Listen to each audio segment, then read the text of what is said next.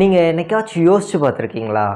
இவங்கள மாதிரி ட்ராவல் பண்ணணும், பிறந்தா இந்த மாதிரி பிறக்கணும் அப்படின்னு ஆசைப்பட்டிருக்கீங்களா?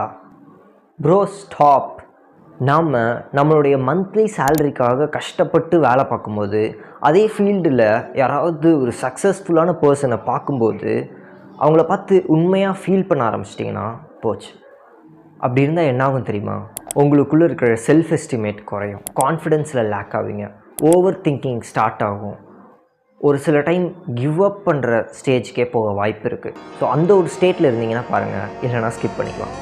நீங்கள் உங்களுடைய ஃபீல்டில் 6 months 1 year ஒர்க் பண்ணியிருக்கலாம், ஆனால் அவங்க அதுலேயே 5 years கிட்ட சைலண்ட்டாக ஹார்ட் ஒர்க் பண்ணியிருப்பாங்க. அவ்வளோ இயர்ஸ் ஒர்க் பண்ணவங்களோட உங்களை நீங்கள் கம்பேர் பண்ணாதீங்க. ஒரு லக்ஸரி கார் வருது, ஒரு வீடு இருக்குன்னா அதை மட்டுமே பார்த்துட்டு இருக்காமல் உள்ள ஆள் இருப்பாங்களே அவங்கக்கிட்ட முடிஞ்சால் பேசுங்க.